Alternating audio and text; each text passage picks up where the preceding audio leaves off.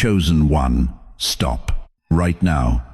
Whatever you were thinking about, stop. Because what I'm about to say in the next few minutes has ended marriages, destroyed legacies, and undone decades of God's work in people's lives, not because they sinned, not because they stopped believing, but because they got loud when the money came.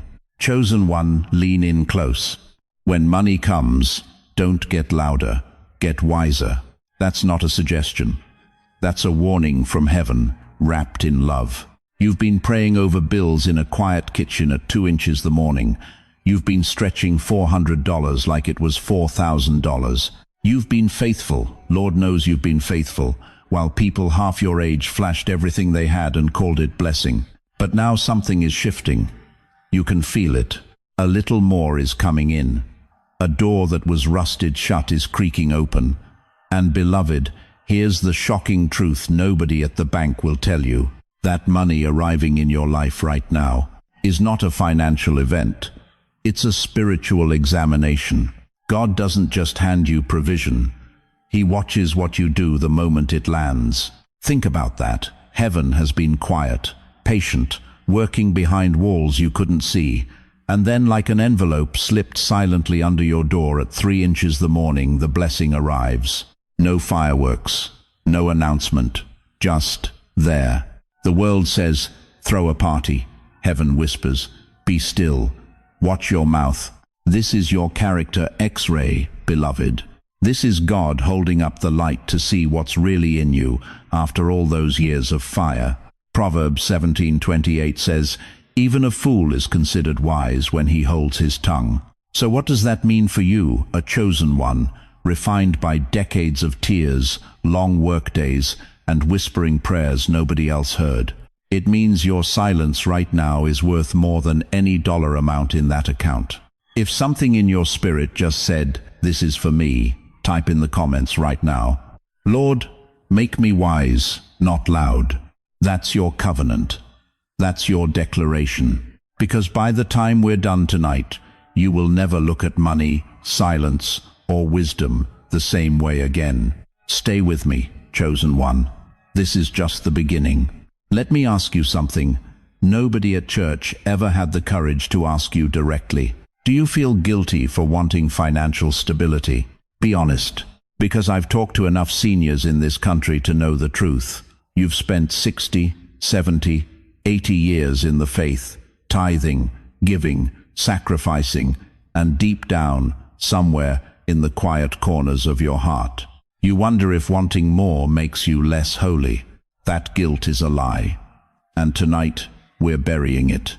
Here is what the enemy has twisted in the American church for generations. He took 1 verse 1 and used it to keep God's most faithful people broke, ashamed, and silent about money. 1 Timothy 6:10. The love of money is the root of all evil, not money, the love of it. There is a difference so vast between those two things that missing it has cost entire generations their inheritance. Money is not evil, beloved.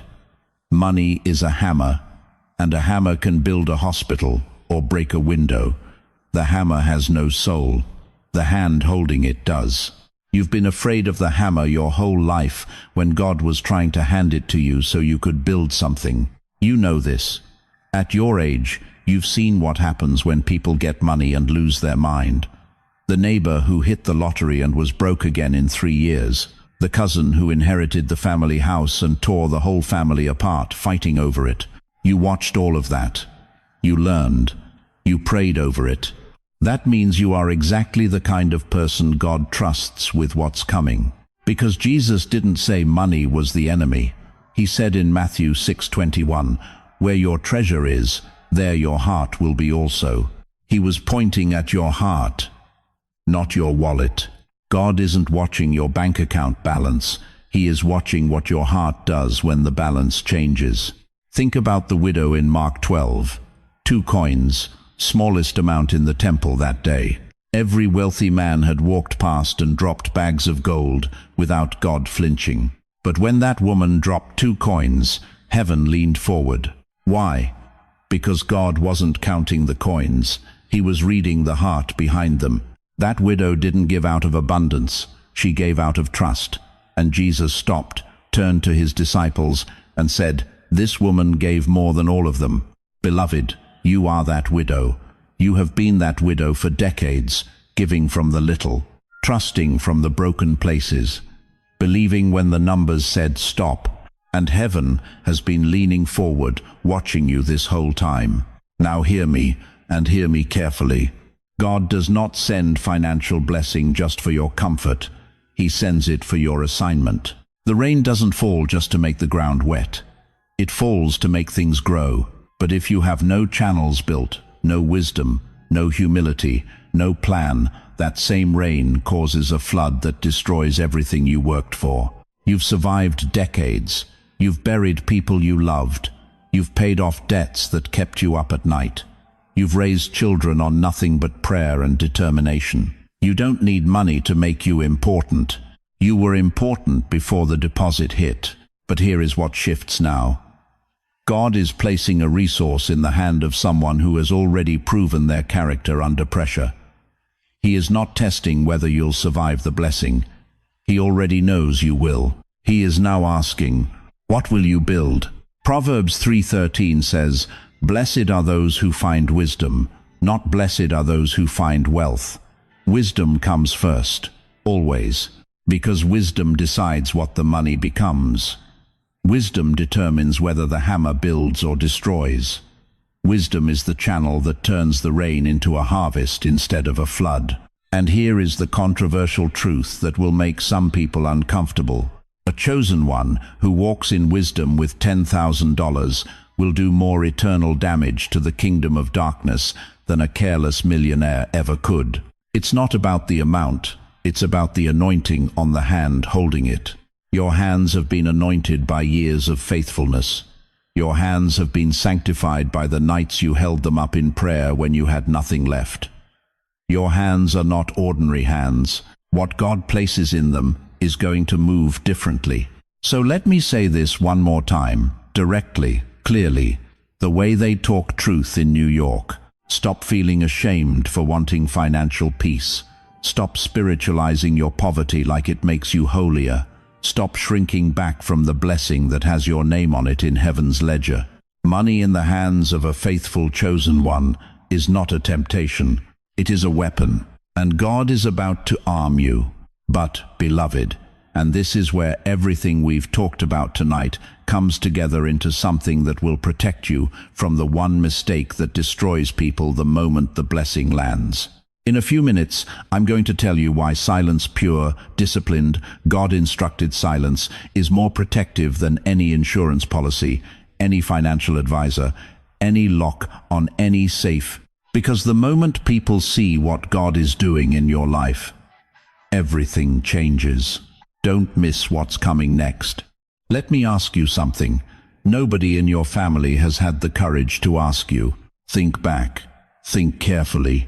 Has God ever placed something beautiful in your hands, a financial breakthrough, an unexpected provision, a quiet miracle, and within 72 hours, it was gone? Drained, complicated, surrounded by drama you never saw coming, and you couldn't figure out why. Beloved, I can tell you exactly why. You announced it. There is a graveyard that nobody talks about in church. It's not filled with sinners. It's not filled with the faithless. It is filled row after row after row with blessings that were spoken about too soon. Inheritances that turned into family warfare the moment someone picked up the phone. Insurance payouts that disappeared into other people's emergencies before the check even cleared. Retirement money that quietly became everybody else's retirement the second word got out. You didn't lose your blessing because you did something wrong. You lost it because you did something loud. Proverbs 4:23 says, "Guard your heart above all else, for everything you do flows from it." But I'm telling you tonight, guard your mouth like your life depends on it, because your blessing does. James 3-5 warns us, "The tongue is a small thing, but what enormous damage it can do." Small thing, enormous damage. You worked 40 years for that pension. You prayed over that inheritance for a decade. God moved heaven and earth to get that provision into your hands quietly, carefully, like a gift wrapped in grace. And then you told the wrong person. Some of you know exactly what I'm talking about. You got a little good news and you called your sister. Then your sister called your cousin. Then your cousin called that one family member, you know the one. And suddenly everybody has a need that is somehow your problem to solve. You posted a picture of something new on Facebook. Just happy, just grateful. And then you started feeling strange energy from people you've known for 30 years. You felt pressured to spend more, to prove you were doing well, to perform your blessing for an audience that was never invited into your miracle. And somewhere in all that noise, the peace left. The blessing didn't change, the atmosphere around it did. And you built that atmosphere with your own words. Here's a picture I want you to hold in your mind. When a mother gives birth to a newborn child, that baby is precious, fragile, luminous with new life.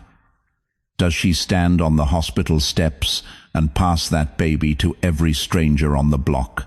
Does she call the whole city to come, hold what heaven just delivered? No. She holds that child close. She protects it. She lets it grow before she introduces it to the world. Your blessing is that newborn. And some of you have been passing your baby around to people who don't even wash their hands before they touch it. Or think about this. A farmer plants a seed. It's underground. It's working. God is moving in the dark, in the quiet, in the invisible process of growth. And every single day that farmer walks out to the field, not to dig it up and show people what's growing, but to water it in silence. You dig up a seed every time you explain your blessing before it's rooted. You expose it to cold air, to skeptical eyes, to the quiet poison of envy dressed up as congratulations. Let it grow underground. Let God finish the work before you show anyone the harvest. Let me be direct with you now. New York direct. Some of you talk yourself right out of your blessing. God gives you a door, a real door, a divine door, and instead of walking through it quietly, you throw a block party in front of it. Music, noise, everybody invited. And by the time the celebration dies down and the crowd goes home, the door is gone. Because doors that God opens quietly are meant to be entered quietly. The enemy doesn't need to fight you if you're already broadcasting your coordinates. You are giving darkness a map to everything heaven just handed you. This is not theory. This is not a sermon illustration. This is your life. This is that season you still haven't fully recovered from. That blessing that should have changed everything but somehow didn't. That provision that slipped through your fingers and left you wondering what went wrong. Ecclesiastes 5:2 speaks directly to you right now. Do not be quick with your mouth. Let your words be few. Few, not many. Few. God himself is telling you the fewer words you speak over your blessing in its early season, the more protected it becomes. When money comes, don't get louder, get quieter, don't brag, build. Say that again in your spirit. Let it land. Don't brag, build, not for the crowd, not for the comments, not for the family members who doubted you. Build in silence, grow in secret, emerge in power. If you have ever overshared a blessing and watched it fall apart right in front of your eyes, type in the comments right now, Lord, teach me to be quiet when you bless me. That is not just a comment, that is a covenant prayer. And heaven is listening. Because, beloved, silence isn't weakness. Silence is strategy. Silence is the armor God gave you for this exact season. And if you think protecting your blessing from other people is challenging, wait until I show you the enemy you haven't even considered yet, the one living inside your own mind, whispering that you deserve to show the world what you've been through. That voice has cost more people more blessings than any devil ever could. Stay with me, chosen one. I need you to sit with this for a moment. Because what I'm about to say, some of you have felt it your whole life but never had the words for it. Money doesn't just change your circumstances. Money changes people's faces. You've seen it, haven't you? The moment a little more started coming in, something shifted. Not in your heart, not in your faith, but in the room, in the phone calls, in the eyes of people who used to walk right past you. Suddenly, everybody's got advice. Suddenly, your grown child who hadn't called in 3 months is checking in twice a week. Suddenly, the friend who disappeared when you were stretching one meal into 2 is back, smiling, warm, talking about we, and you're sitting there thinking, am I wrong for noticing this? No, beloved, you are not wrong. You are not bitter. You are not mean. You are finally seeing clearly. Here's the truth that Wall Street won't print, and most pastors are too polite to say. Money is a flashlight. It doesn't just shine on your bank account. It shines straight into the hearts of the people around you. And baby, not everything it illuminates is pretty. Proverbs 19:4. Wealth attracts many friends, but even the closest friend of the poor person deserts them. That's not a modern observation. That's 3,000 years old. Solomon wrote that. The wisest man who ever lived looked around at human nature and said, watch who shows up when the money shows up. God put that in Scripture because he knew you would need it. Right now, in this season. Let me paint you a picture. You spent 40 years working, praying, sacrificing. There were winters in your life, real winters, when the heat bill and the grocery bill couldn't both get paid, and you had to choose. You know what that feels like, that cold, that quiet shame of counting quarters on a kitchen table in Brooklyn at 11 o'clock at night. Where were they then? Where was the nephew with the big ideas? Where was the church sister with the financial wisdom? Where was the long-lost cousin who now wants to catch up over lunch? They weren't there, but God was. God saw every quiet sacrifice. God recorded every tear you wiped before anyone else could see it. And now that he's beginning to move on your behalf, now that the envelope is sliding under the door, they can smell it. And here's what makes this dangerous, chosen one. They're not coming back with bad intentions written on their foreheads. They come back with hugs, with concern, with I've been thinking about you, with flattery so smooth it almost sounds like love. Almost. Jesus said it plainly in Matthew 10:16. Be wise as serpents and harmless as doves. He didn't say be paranoid. He didn't say build a wall and trust no one. He said be wise. There is a difference between a locked heart and a discerning one. God doesn't want you suspicious of every soul, but he absolutely needs you to stop being naive about which souls deserve access to your season. Not every smile is sincere. Not every I'm so happy for you is clean. Some people are happy for you, and some people are happy about you, about what you now represent to their needs. You need to know the difference. Your peace depends on it. Your legacy depends on it. And I want to speak directly to someone right now. You've got a grown child, maybe 2, who have made you feel guilty for having needs of your own, who call when the rent is due and go quiet when it isn't, who have learned, somewhere along the way, that your love comes with an open hand, and they've been cashing that check for years. Beloved, that is not family. That is not love. That is exploitation wearing the mask of family. And God is not asking you to fund it one more day. Honor your children, yes. But Proverbs 13:22 says, a good person leaves an inheritance for their grandchildren. That means you have a responsibility to protect what God is building through you. You cannot pour into vessels that have holes in the bottom and call it obedience. And the church. Oh, let me be careful here, but let me be honest. Not every hand reaching toward your blessing is anointed.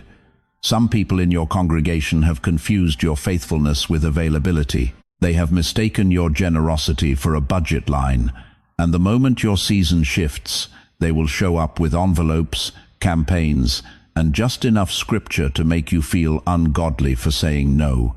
But 2 Corinthians 9-7 is clear.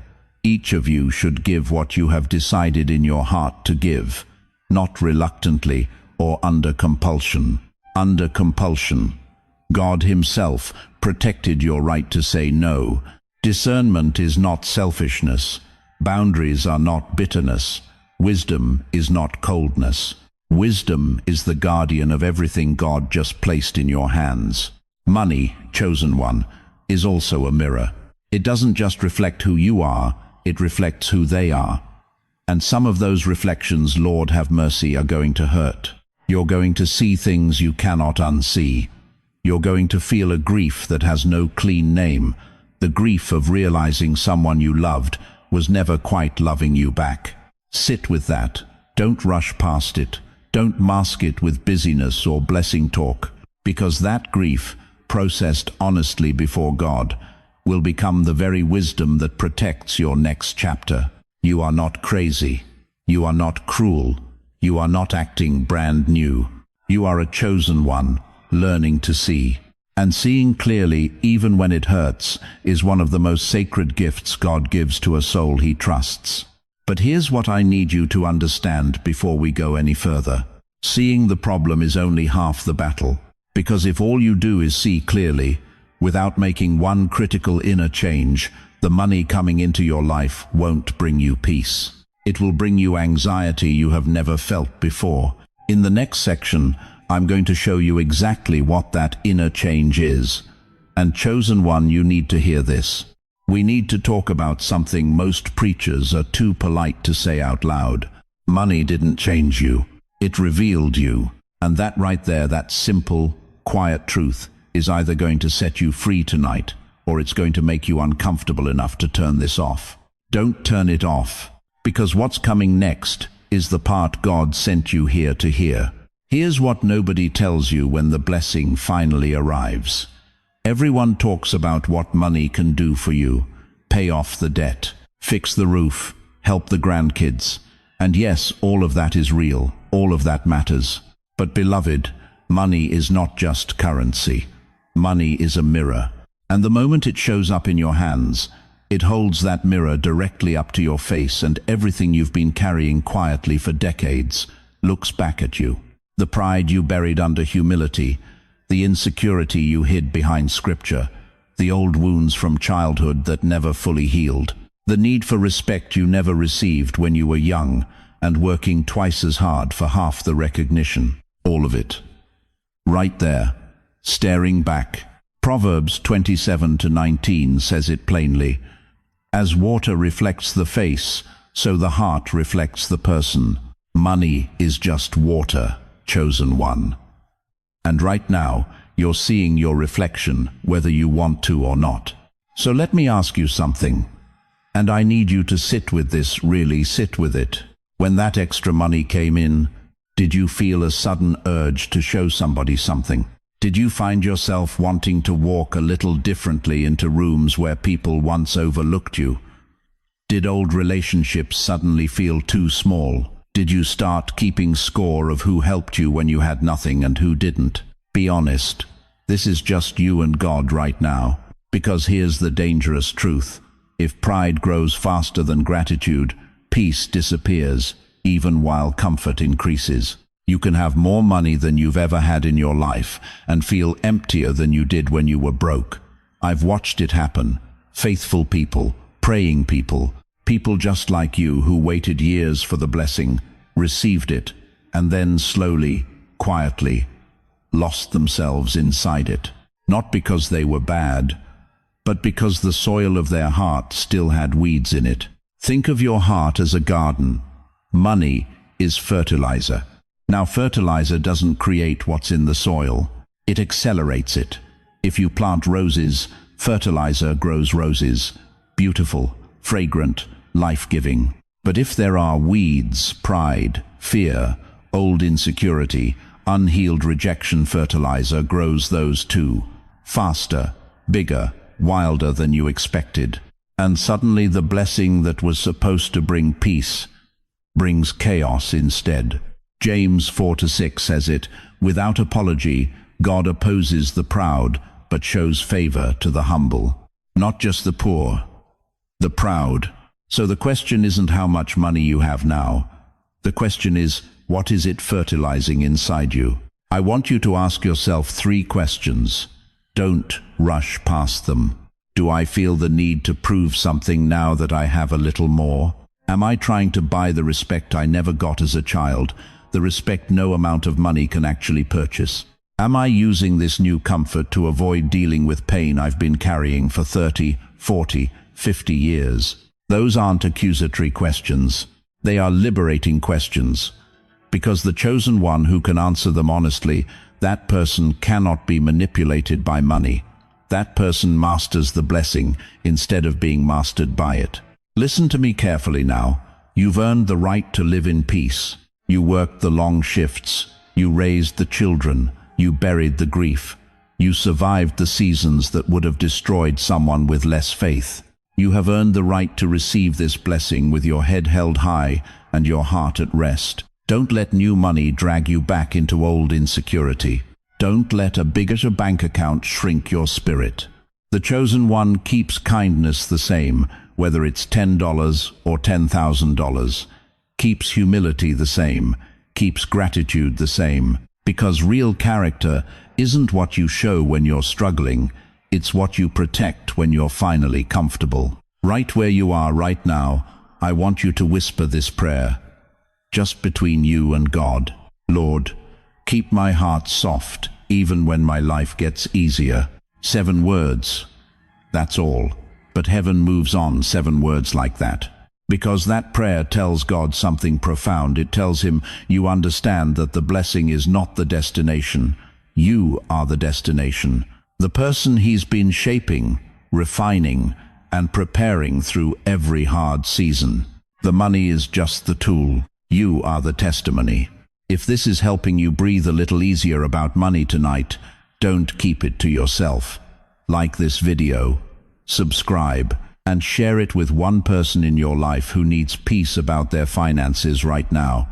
Not the stock market kind of peace, the soul kind of peace. Let's help more chosen ones stay wise, not just rich. Because wise and rich together? That's the combination the enemy has been trying to keep out of your hands your entire life. And that's exactly where we're going next. Stay with me, beloved.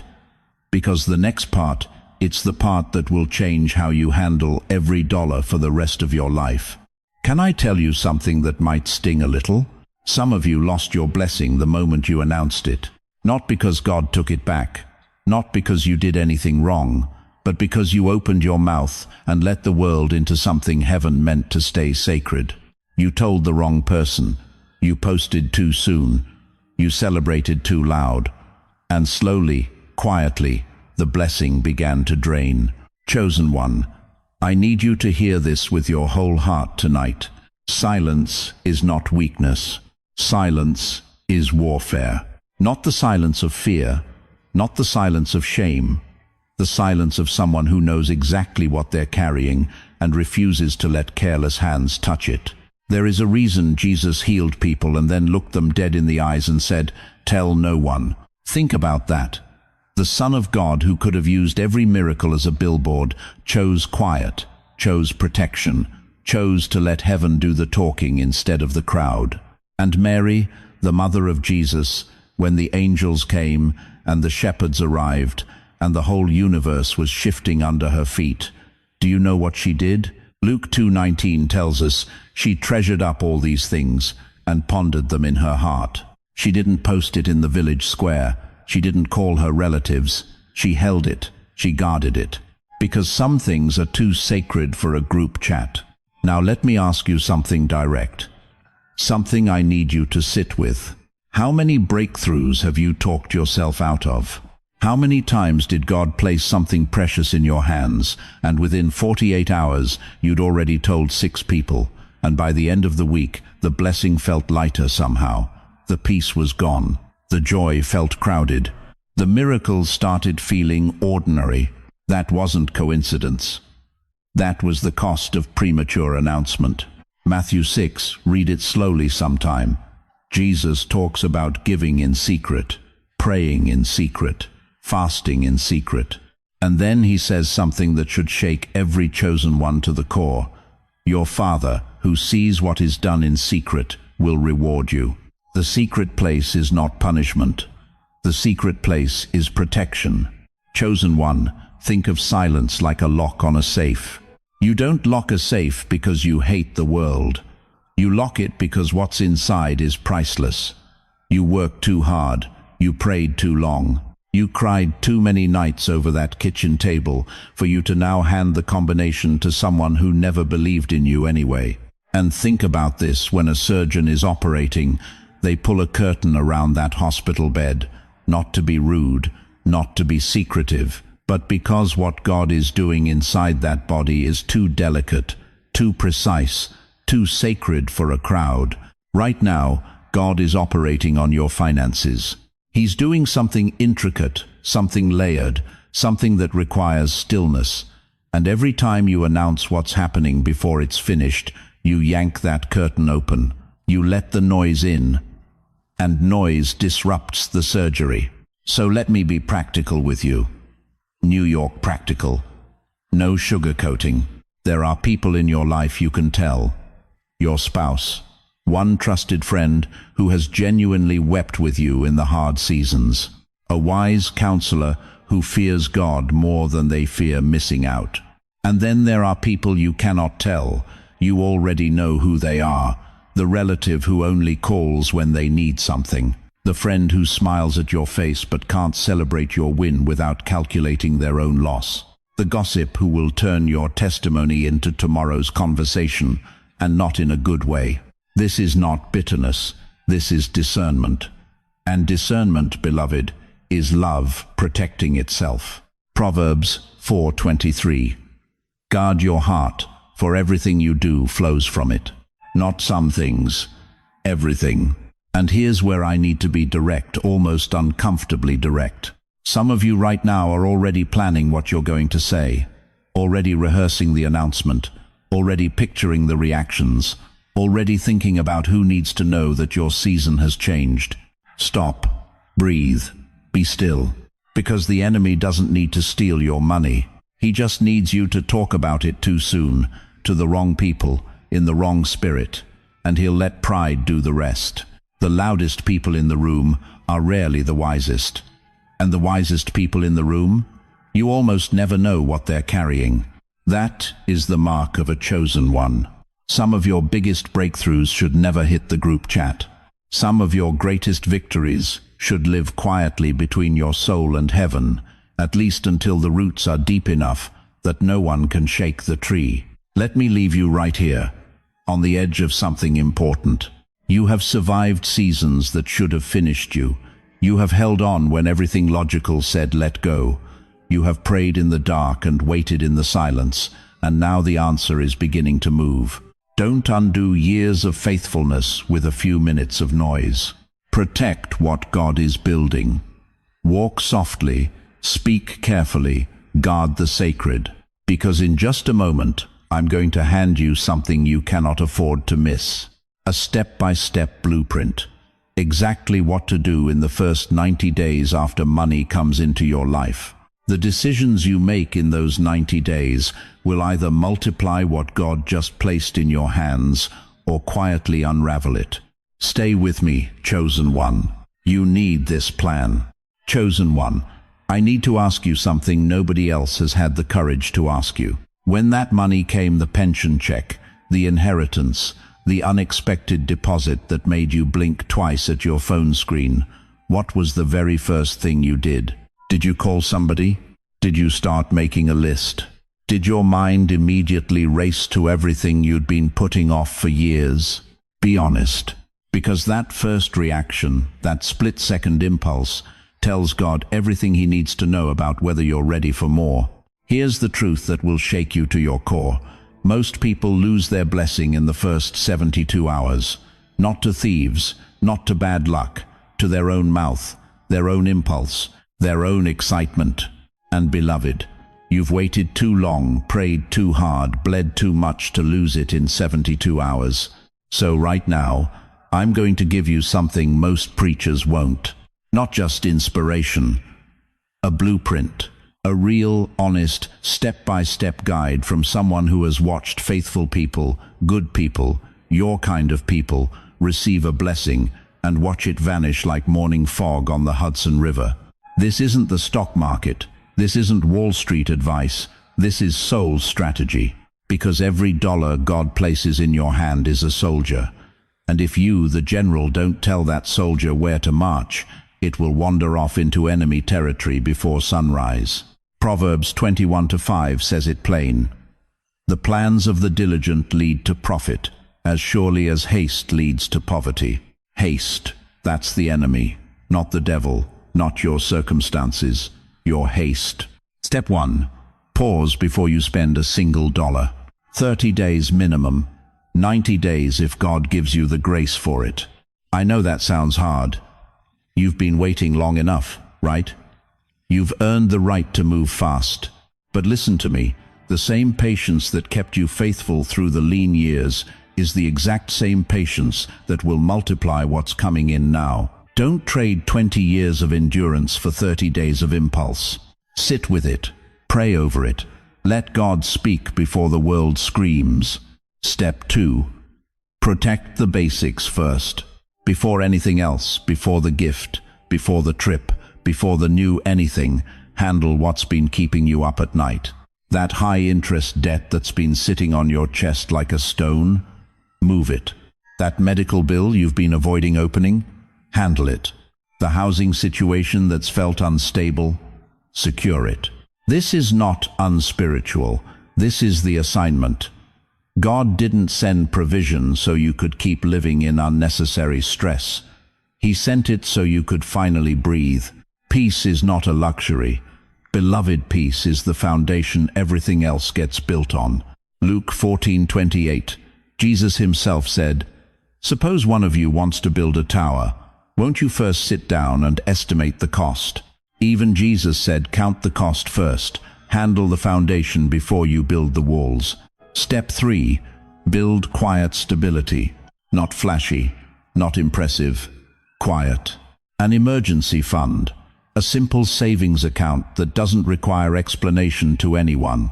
A financial cushion that lets you sleep through the night without reaching for antacids at 3 inches the morning. And I need to warn you right now, and hear me clearly on this. When money starts moving in your life, people will appear with opportunities. Brilliant opportunities. Guaranteed returns. Can't miss investments. Chosen one. If someone is rushing you, if there's urgency being created by another human being around your money, that is not God speaking. God's voice brings peace. Pressure brings panic. Run from anything that makes you feel you have to decide before sundown. Step 4. Pray before you give. Now this one might surprise you, because you've been generous your whole life, and your generosity is one of the most beautiful things about you. But beloved, not every hand extended toward you is a God-directed assignment. Before you give, ask one question. Lord, where do you want this to go? Not who's asking the loudest, not who made you feel guilty, not who's been calling every week since they heard things shifted for you. Where does God want it to go?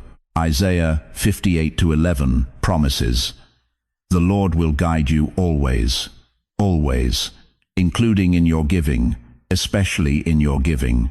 Step 5. Guard your mouth like it's the vault itself, because it is. You don't owe anyone an announcement. You don't need to explain every deposit, every decision, every plan. The quieter you stay, the safer your blessing remains. Think about it this way. You've got new furniture in an old house. Beautiful, solid, God-given furniture. But if you rearrange everything overnight without thinking, without measuring, without planning, you will be walking those dark hallways at 2 inches the morning and tripping over the very thing God gave you to bless your life. Move carefully. Rearrange slowly. Let the blessing settle before you start showing people the new arrangement. Chosen one, you have survived seasons that would have destroyed people half your age. You carried faith when it made no logical sense. You gave when your account said don't. You prayed when heaven felt silent. That version of you, the one who endured, that's the one God trusts with what's coming next. Now, right now, in the comments, I want you to write just one thing, one word or one phrase. The thing God has already been whispering to you about your money. Type it, save, pay off debt, give quietly, be still. That comment is your covenant. That's you and God witnessed by heaven, agreeing on the next step. Because the blueprint doesn't work if you only hear it. And what I'm about to show you next about what happens in the spirit realm when a chosen one handles money with wisdom will change how you see every dollar for the rest of your life. Chosen one, I need you to hear me right now. The moment God starts moving money in your direction, something else starts moving too. And it isn't blessing, it isn't love, it isn't family, it's hunger, cold, calculating, spiritual hunger, and it has been watching you. Here's what nobody warns you about. The enemy doesn't only attack you in the valley, he specializes in attacking you on the way up. When you had nothing, he ignored you. But the moment heaven starts shifting your season, every force, seen and unseen, that has been sleeping, wakes up. You are not paranoid, you are not imagining it. There is a battle around your blessing. Think about this. Money is like a light turned on in a dark room at midnight. Beautiful butterflies come to that light, but so do mosquitoes. Your job, your sacred assignment, is to know the difference before you open the window. Because not everyone showing up in your life right now is showing up for you. Some of them smell the light. They tracked the frequency of your blessing before you even cashed the check.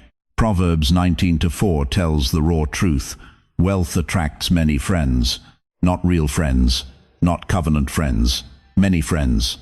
Fair weather, convenience-driven, what can I get from you friends? And beloved, at your age, after everything you've survived, you deserve better than that. Let me get specific, because the enemy is specific. Right now, seniors across this country, God's most faithful, most praying, most giving generation, are being robbed. Systematically, strategically, spiritually. The phone rings.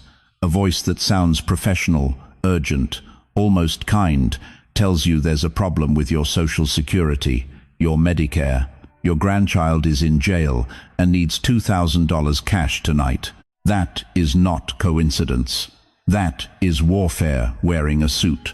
The FBI reports that seniors lose over $3 billion every single year to financial scams. $3 billion. Stolen from the very hands that spent decades building, sacrificing, and trusting God for provision. And here's what makes my soul ache: these criminals study you. They know you answer the phone. They know you were raised to be polite. They know you trust people at their word because that's how your generation was built. They are using your virtue against you. That is not just crime, that is demonic. And you need to call it what it is. But the scams don't only come through the phone. Some of them come through the pulpit. I will say that again, slowly, because it needs to land. Some attacks come dressed in a Bible and a offering envelope. If you don't sow a seed of $1,000 into this ministry right now, God will close the windows of heaven over your life. Chosen one, that is not God talking. That is manipulation wearing the name of Jesus like a costume. Real anointing never creates panic. Real ministry never weaponizes your fear to extract your money. God is not running a pressure sale. He doesn't work on commission. 2 Corinthians 9-7 says it plainly. God loves a cheerful giver, not a pressured one, not a guilty one, not a frightened one. If a minister is making you feel that your blessing depends on their deadline, protect your peace and protect your wallet. And then there's the hardest one to talk about. Family. Mama, if you really loved us, you'd help us with this. Pop, we're family. You can't say no to family. Beloved, I know this one cuts deep. Because you do love them. You have loved them through everything. You prayed over them when they didn't pray for themselves. You gave when you had nothing left to give. But love, real love, does not empty your retirement account to fill someone else's bad decisions. Here's the street-level truth. If they were not there counting pennies with you in the hard years, They do not get to manage your dollars in the abundant ones. That is not coldness, that is wisdom, and wisdom is love with boundaries. Ecclesiastes 5:13 warns, wealth hoarded to the harm of its owner. The wrong generosity at the wrong time to the wrong people will harm you. God said so. Your blessing is a city on a hill right now, beautiful, glowing, visible. And a city on a hill needs walls, it needs gates, it needs a watchman who does not sleep. You are that watchman. Over your finances, over your peace, over the legacy God is building through you. So, when something feels off, when your gut tightens, when your spirit pulls back, when something in you whispers, wait, that is not the paranoia of old age. That is the Holy Spirit. That is decades of discernment earned through fire. That is God Himself posting a guard at the gate of your blessing. Honor that voice. Trust that voice. Because the enemy cannot take what God has given you unless you hand it to him through silence, shame, or rushed decisions. You have come too far, prayed too long, survived too much. This money didn't just show up, it was assigned to you by heaven at this exact moment in your life. And in the next few minutes, I am going to show you something that will change how you carry this blessing forever. I'm going to show you how to turn what God is placing in your hands into quiet legacy instead of loud regret. Stay with me, chosen one. The most important part is just ahead. You made it through the silence. You held your tongue when the money came. You kept your peace when the blessing arrived quietly at your door. But now I need to ask you something harder. What are you going to do with it? Because, beloved, silence was only the first test. This right here is the second one, and this one has eternal consequences. Proverbs 13:22 says, "A good man leaveth an inheritance to his children's children, not to his bank account, not to his reputation, to his children's children." God was already thinking 3 generations ahead when He placed that resource in your hands. The question is, are you? Let me paint you a picture that might feel uncomfortably familiar. Somewhere in America tonight, there's a man, let's call him James, 74 years old, Brooklyn born, worked the docks for 40 years. Every dollar earned with his hands, his back, his sweat. And now, finally, a little more is coming in. A settlement, a small inheritance, social security, finally adding up to something real. And James doesn't know what to do. His kids keep calling. His grandkids need things. The church roof has been leaking since 2019, and James, faithful, praying, God-fearing James is paralyzed. Because nobody ever taught him that money in the hands of a chosen one isn't just currency, it's ink. And chosen one, you and God are co-writing the final chapters of your story right now. Think about that for one moment. Really, sit with it. Every financial decision you make from this day forward is a sentence in a book your grandchildren will read. Every dollar you give quietly, without needing your name on a plaque, without waiting for applause, is a paragraph that outlasts your heartbeat. The question isn't how much you have. The question is, what are you writing? Because here's the shocking truth most people never face until it's too late. You will not be remembered for what you accumulated. You will be remembered for what you released. Jesus didn't say, "Well done, good and faithful saver." He said, "Well done, good and faithful servant." Matthew 25-23. There's a difference between a saver and a servant. A saver hoards until he dies and leaves confusion behind. A servant channels quietly, wisely, intentionally, and leaves a river flowing long after he's gone. Which one are you? Let me tell you what legacy actually looks like in real life. Not in theory, not in a sermon illustration. It looks like quietly paying one grandchild's first semester of college, not spoiling them, not handing them everything but removing one boulder from a road they'll have to walk themselves. You don't make it easy, you make it possible. It looks like slipping a check to your local food bank, no ceremony, no announcement, because you remember what it felt like to stretch a meal for 4 people on a budget meant for 2. It looks like calling your attorney and finally getting your will in order. Because, beloved, leaving your family without clear instructions isn't humility. It's chaos waiting to happen. It is one of the most loving things you can do for the people who carry your name, to make sure that when you go home to glory, you leave a plan, not a fight. Money is a seed. You may not live long enough to see every tree, but your grandchildren and their children will sit in the shade of decisions you make today. Abraham never saw the nation. Moses never crossed the Jordan. But because they were faithful with what God placed in their hands, millions upon millions walked into freedom they didn't earn, and blessings they didn't plant. That's your calling, chosen one. You are not just managing money, you are planting forests. And here's what I need you to hear, not just in your mind, but down in your bones. You are not done.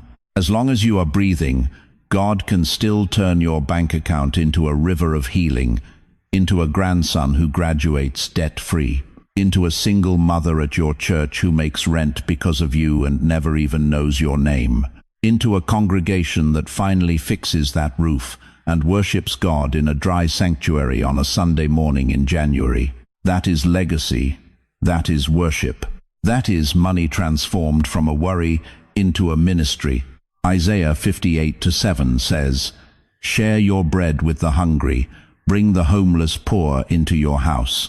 Not a celebrity, not a billionaire, a chosen one, an ordinary soul with extraordinary obedience. That's who God uses to change the world. So I'm asking you right now, directly, personally, with everything I have in me, stop letting your money sit in silence with no direction. Stop waiting until you feel like you have enough to give. Stop letting fear write the chapter that God intended faith to write. Your legacy isn't built in one dramatic moment. It's built in 1,000 quiet, wise, intentional choices made while nobody's watching, recorded in heaven, and felt for generations. The ink is in your hand. What are you going to write? If you want your money to become part of your worship, not your worry, type in the comments right now, "Lord, make my money a ministry." Because what God does next with that declaration will take you somewhere you have never been, and beloved, it is more beautiful than anything you have imagined. Stay with me. We're just getting to the most sacred part of this message. Chosen one, we've come a long way together tonight. And right now, before I say what I'm about to say, I need you to do something for me. Put your hand over your heart, not because it's dramatic, because what's about to land in your spirit needs to find a home right there, in that chest that has carried so much for so long. You ready?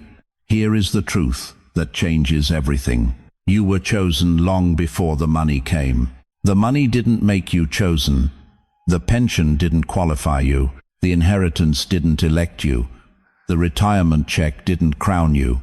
The money just revealed to you, to heaven, and to the watching world how chosen you already were. Read that again slowly. Let it sink past your mind and into your bones. God didn't look down when that blessing arrived and say, "Oh good, now they're worthy." No. He looked down and said, "Now watch. Now we'll see what decades of faith really built inside of them." This is not just income. This is instruction. Heaven is handing you a test you have been preparing for your entire life, every sleepless night, every stretched dollar, every prayer whispered over an empty table. All of it was curriculum. And chosen one, you are finally ready to pass. But here is where most people miss it. And I mean most people, good people, praying people, church-going people. The moment the money arrives, they move. They talk. They announce. They explain. They justify. They spend. They perform. And heaven grows very, very quiet. Because God was watching for your posture, not your plans. So let me give you the 3 moves that separate the chosen from the careless.